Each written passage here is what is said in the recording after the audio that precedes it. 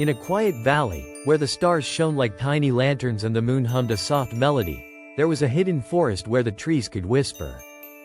No one knew how old the forest was, but the villagers believed it had been there since the beginning of time. The trees didn't speak in words, but if you listened closely, you could hear them telling stories in the rustling of their leaves.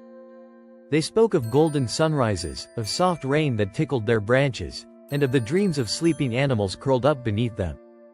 One evening, as the world bathed in the glow of twilight, a little girl named Elara wandered into the forest, wrapped in a cozy blue blanket. She loved the trees and their stories. Every night, just before bed, she would sneak out to listen. She wasn't afraid, she knew the trees were kind.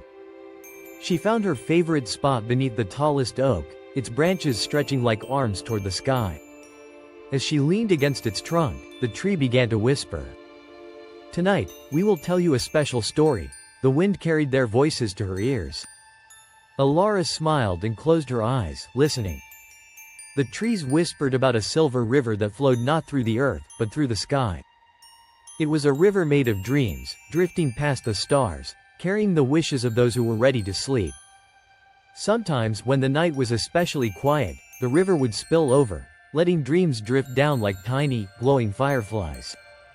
Elara imagined herself floating on that silver river, her blanket wrapped around her like a boat, sailing through the endless sky.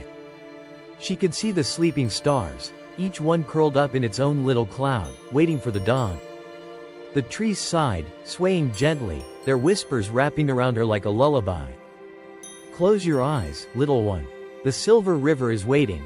Elara yawned, her body growing heavy.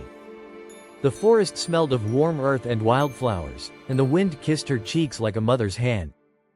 She let her head rest against the tree's trunk, feeling safe, feeling warm. As she drifted off, she thought she saw something shimmering in the sky, a ribbon of silver, winding its way past the moon.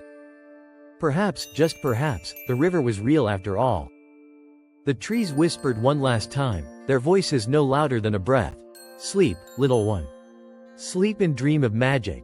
And with that, Elara smiled, sinking into the deepest, sweetest sleep, where dreams danced like fireflies in the night.